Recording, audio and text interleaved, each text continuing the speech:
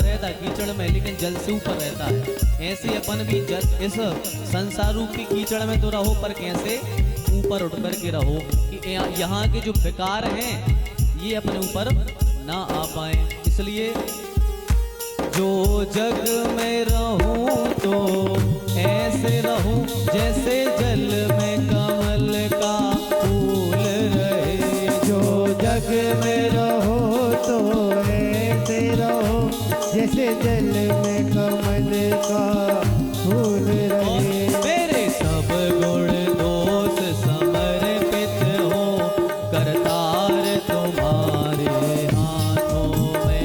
मेरे सब गुण दोष समर्पित हो करतार तुम्हारे चरणों में। अब सौंप दिया इस जीवन का सब भार तुम्हारे हाथों में।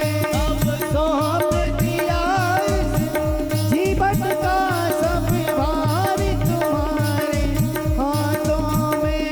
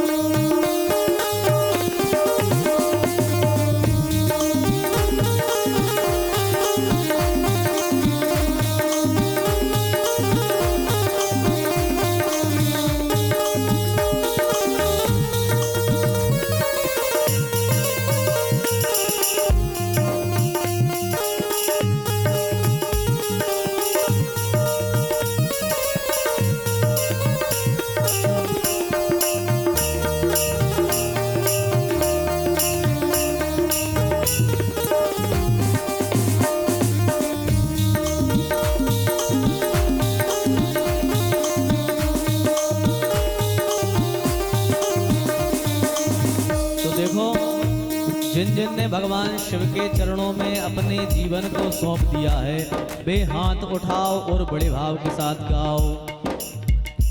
अब सौंप दिया इस जीवन का सब भार तुम्हारे हाथों में। अब सौंप दिया इस जीवन का सब भार तुम्हारे हाथों में। अब इस जीवन का सब भार तुम्हारे हाथों में। अब सौंप दिया इस जीवन का सब भार तुम्हारे हाथों में। अब सौंप दिया इस जीवन का सब भार तुम्हारे हाथों में। अब सौंप दिया इस जीवन का सब भार तुम्हारे हाथों में। अब सौंप दिया इस जीवन का सब भार तुम्हारे हाथों में। अब सौंप दिया इस जीवन का सब भार तुम्हारे। बोल भक्तवत्सल भगवान की जय हो। तो इसलिए कहना है, अब सौंप दिया इस जीवन का सब भार तुम्हारे हाथों में। संसार में तो भैया रहो, पर कैसे रहो? कीचड़ में जैसे कमल रहता है। इसलिए भगवान की भक्ति करते रहो और भगवान का नाम लेते रहो और कहा करो। ये भजन भले ही है भैया, लेकिन ये बहुत प्यारा मंत्र है। हाँ, बहुत प्यारा मंत्र है। भगवान के सामने बैठ जाओ, जब हताश हो जाओ जीवन में, जब निराशा छा जाए जीवन में, जब कोई रास्ता ना दिखे, तो केवल और केवल अपने प्रभु के सामने बैठ जाओ और कह दो, प्रभु अब सौंप दिया इस जीवन का सब भार तुम्हारे हाथों में है। जीत तुम्हारे हाथों में है, हार तुम्हारे हाथों में। ये बहुत प्यारा मंत्र है। जब जीवन में हताश हो जाओ, कभी कभी हर व्यक्ति के जीवन में ऐसी स्थिति बनती है जब व्यक्ति चारों तरफ से हार जाता है, संसार से हार जाता है, टूट जाता है, तब उसे कोई रास्ता नहीं दिखता। या तो ऐसे व्यक्ति आत्महत्या कर लिया करते हैं, या फिर जो भगवान के शरणागत होते हैं वो भगवान के ऊपर सब कुछ छोड़ दिया करते हैं। तो जब हताशा लगे, जब निराशा लगे, जब समय लगे कि अब कुछ और दिख ही नहीं रहा है, अब क्या करें, तो बस भगवान के चरणों में शरणागति ले लो। क्योंकि आपने कह दिया ना कि है जीत तुम्हारे हाथों में। यदि हमारी जीत होगी तो वो जीत हमारी नहीं है, फिर वो आपकी जीत है। और यदि हार भी होगी तो फिर वो जीत और हार हमारी नहीं है, वो हार भी प्रभु आपकी ही है। और जब भगवान की हार जीत पर आएगा तो भगवान तो किसी चीज से फिर हारते ही नहीं है। तो भगवान अपने भक्त को जिता देंगे, भगवान कभी नहीं हारते। और भगवान पता है ऐसे हैं कि भगवान खुद भले हार जाएं पर अपने भक्त को भी हारने नहीं देते। भगवान खुद हार जाते हैं। यदि कभी बात आ जाए भक्त और भगवान की तो उसमें से भगवान हार जाएंगे, भक्त को नहीं हारने देते। राम जी का बड़ा प्यारा चरित्र है, प्रभु श्री राम का और भरत जी का। बचपन में राम जी और भरत जी खेल खेला करते थे, दो पाला वाला। एक पाले में राम जी, एक पाले में भरत जी हुआ करते थे। राम जी के साथ में लक्ष्मण जी और भरत जी के साथ में शत्रुघ्न जी, दोनों खेला करते थे। अच्छा, किसी ने भरत जी से पूछा कि भरत, हमने सुना है कि तुम भगवान के 1 नंबर के भक्त हो, लेकिन तुम भगवान के विपक्ष में क्यों खड़े हो? भाई, टीम यदि बटी है तो सामने वाली टीम तो विपक्षी ही कहलाती है। चाहे खेल हो या युद्ध हो, सामने वाली टीम तो विपक्षी ही कहलाएगी। तो कहा, भरत तुम इतने बड़े भक्त हो और तुम राम जी के विपक्ष में खड़े होते हो, ऐसा क्यों? तो भरत पता है क्या कहते हैं? भरत कहते हैं, मैं इसलिए विपक्ष में खड़ा होता हूँ, लक्ष्मण भले ही उनका प्रेमी है पर लक्ष्मण को वो लाभ नहीं मिलता जो लाभ मुझे विपक्ष में खड़े होने से मिलता है। बोले कौन सा लाभ? बोले लक्ष्मण तो राम जी के बगल में खड़ा रहता है तो वो राम जी को देख नहीं पाता, पर मैं राम जी के विपक्ष में खड़ा होता हूँ तो मैं अपने नेत्रों से सीधे सामने अपने राघवेंद्र सरकार के दर्शन किया करता हूँ। प्रभु के दर्शन होते हैं मुझे, इसलिए मैं दर्शन के लिए विपक्ष में भी खड़ा हो जाया करता हूँ। क्योंकि भरत राम जी को देखे बिना एक क्षण भी नहीं रह सकते। भगवान से लड़ाई करना मंजूर है कि हम लड़ाई कर लेंगे, तुम्हारे विपक्ष में खड़े रहेंगे, पर क्यों? क्योंकि मुझे आपको देखना है। ऐसे थे भरत। और पता है खेल में फिर क्या होता था? एक बार राम जी और भरत जी का खेल चालू हुआ तो किसी ने कहा कि कौन जीतेगा इस खेल में? सब बोले राम जी जीतेंगे। सबने कहा राम जी जीतेंगे। भरत से कहा, भरत बताओ कौन जीतेगा? तो भरत बोले निश्चित है कि राम जी ही जीतेंगे। भाई बताओ, राम जी खेल खेलें तो क्या वो हार सकते हैं कभी? अब भरत और राम जी के बीच में खेल प्रारंभ हुआ। पूरे गांव के तो सोच रहे थे, पता ही था कि भाई राम जी ही जीतेंगे और कौन जीत सकता है। पर जैसे ही खेल हुआ तो पता है क्या हुआ? खेल में राम जी हार गए,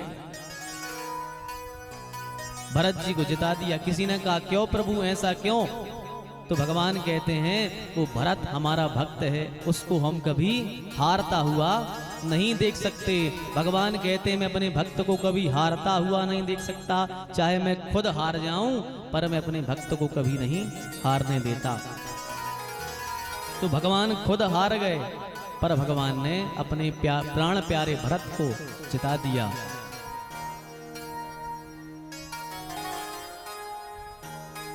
इसलिए तो कहते हैं कि प्रबल प्रेम के पाले पड़कर प्रभु को नियम बदलते देखा, अपना मानन भले टल जाए पर भक्त का मानना टलते देखा। भगवान खुद हार जाते हैं पर अपने भक्त को नहीं हारने देते। इसलिए जब बताओ इतने करुणा निधान है अपने प्रभु, जो अपने भक्त की हार नहीं देख सकते, तो ऐसे भगवान को छोड़ करके हम फिर यहाँ वहाँ क्यों भटकें? इसलिए ऐसे भगवान की ही चरण शरण ग्रहण करनी चाहिए सभी भक्तों को। ये कथाएं भगवान के प्रति प्रेम अनुराग उत्पन्न कराने वाली कथाएं हैं, क्योंकि जब तक हमें किसी की महिमा का ज्ञान नहीं होगा तब तक हमें उनके प्रति प्रीति नहीं होगी। बिना जानकारी की प्रीति हमें नहीं होती, और जब प्रीति हो जाती है तो फिर कहना ही क्या है। इसलिए कथाओं में आपको भगवान की भगवत्ता को, भगवान की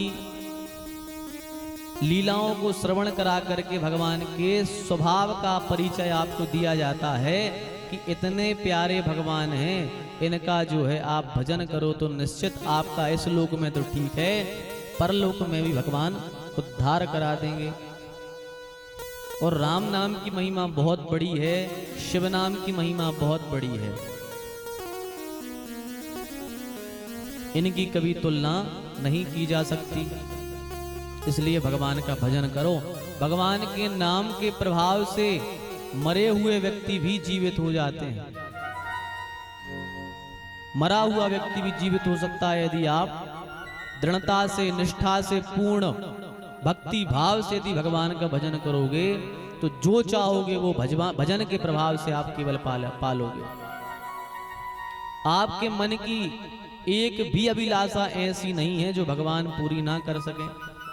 सारी मनोकामनाएं भगवान पूरी कर देंगे। इसलिए तो देखो, जब रामचरितमानस का लेखन तुलसीदास महाराज ने किया, तुलसीदास जी की एक एक चौपाई मंत्र है। रामचरितमानस साधारण नहीं है, एक एक चौपाई मंत्र है। क्योंकि लिखाई है, मंत्र महामुनि विषय व्याल के, मेटत कठिन कुअंक भाल के।